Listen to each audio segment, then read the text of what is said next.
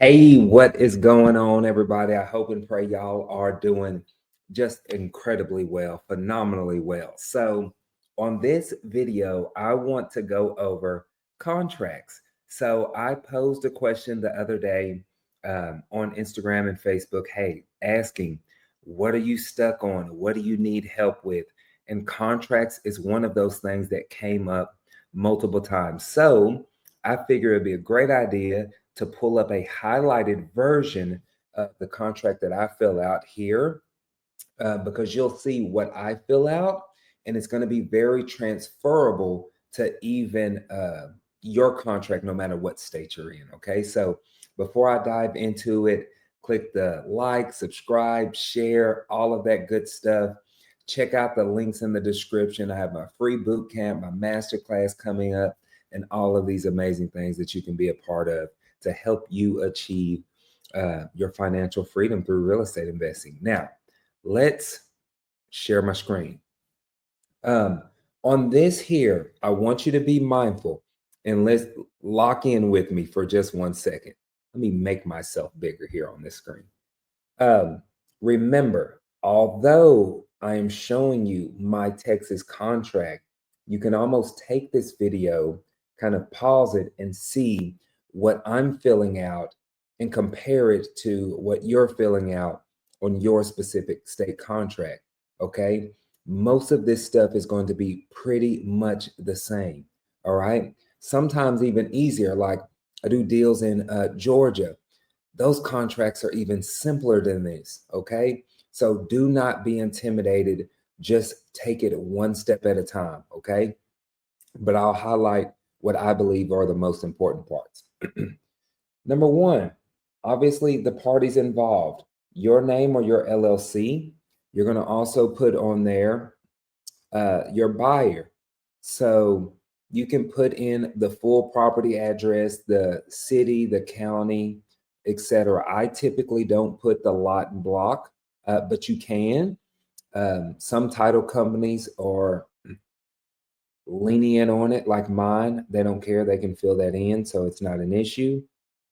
If you really just have to have it, I mean, you can look it up. The sale price, obviously, right?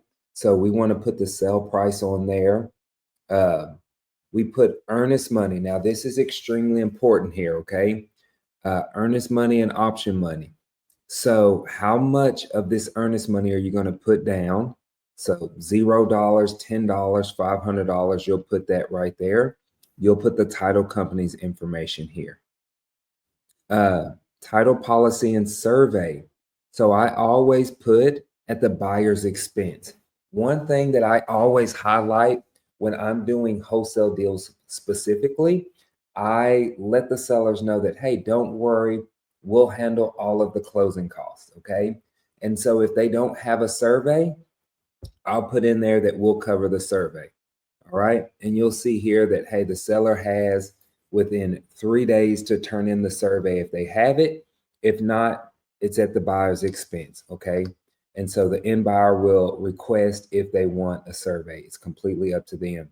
Do not hound your sellers for a survey. Okay. If they don't have it, it is no big deal. And you see, but most of this other stuff is really blank. Like it does not apply to us, right? This page right here is completely blank. You just initial. Property condition. We're buying these properties as is. You see that it's selected right there. The closing on here, you just put your closing date. Now this says on or before, okay? And most contracts will say something very, very similar, right? So let's say I might put at the end of this month. Now you can definitely close before then, but I typically put about a 30-day closing on our contracts. Under the possession section, I put upon closing and funding. That's when we take possession of the property. Special provisions is something that I fill out. I typically always put buyer pays all closing costs because I tell the seller that, and I also want it to be written on the contract because when I go to do an assignment of contract, my end buyer will see that the buyer pays all closing costs. Okay. And there won't be any confusion about who's paying it because it's on my contract. Any other special requests or special documents or whatever it may be, or special provisions, I should say, I put right here. Let's say I had a seller the other day that wanted to take the bathroom mirrors out of the mirror, and I agreed to that. So I put in the contract, hey, special provisions. Uh, Seller will be removing and taking the 2 bathroom mirrors out of the master bathroom, right? So they're fully aware of that, whatever it may be. That page is blank. They just need to initial it. And you'll put the property address on each one of these. You'll sign it. The seller will sign it. Any amendment or seller disclosures, you can attach those. And remember, like specifically for us here in Texas, and even in many, many, many other states, you can typically just Google and download these contracts, okay? Termination period here. So you have a termination option, termination period, a due diligence period, something of that nature, right?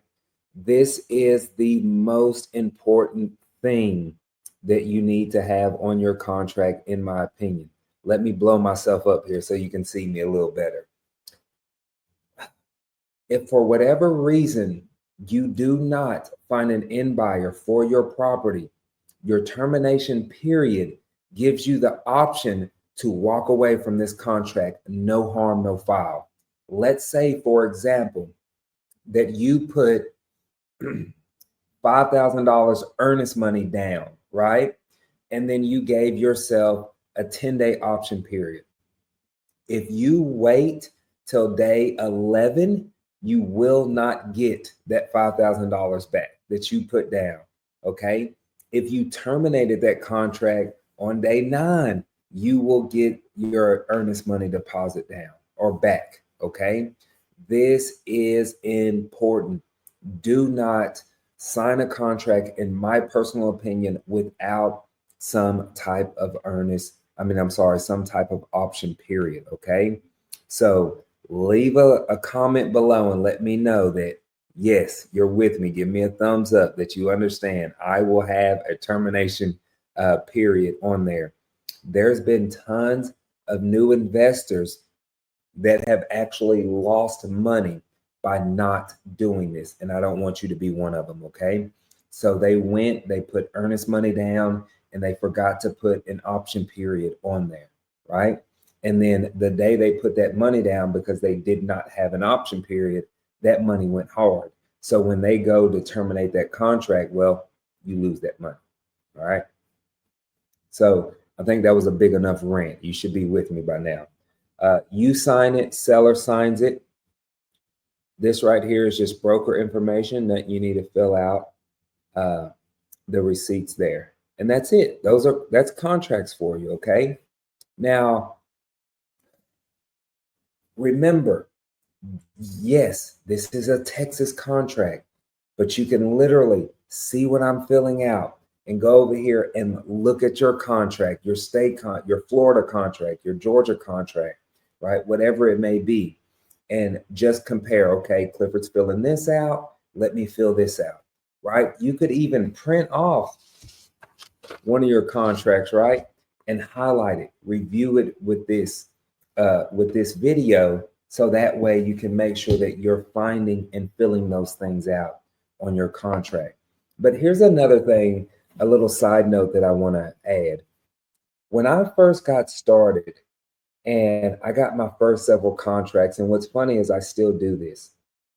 So I sent an email to the title company, the escrow officer there, and I said, hey, this is actually my very first deal that I've done, my second deal, whatever it may be.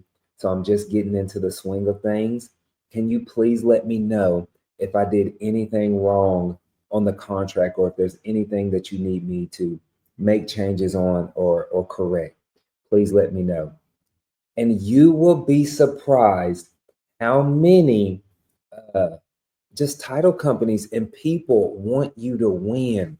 We want you to win in real estate investing, but you have to let people know what's going on, what you're struggling with, so they can serve you and help you. And I mentioned I still do this today. Well, I just started this year in 2025 in the Georgia market. So when I got my very first deal in Atlanta, I sent them the Atlanta state contract. I said, hey, this is my first deal in Atlanta. I've normally only been doing deals in Texas and in Florida. So this is a new market for me. Please let me know if you need me to change anything on the contract. And guess what? There were some changes I need to make. I was able to make those changes, no harm, no foul. We were able to get that property closed, no problem, right? So I hope this helps and gives you some type of relief when it comes to contracts, and just know they are not as intimidated as they seem. But y'all let me know if you're stuck on something else. Leave a comment below. I do not mind giving you or doing one of these trainings just for you, so that way we can get you unstuck and get you closing deals. But y'all have a blessed one. I'll see you soon.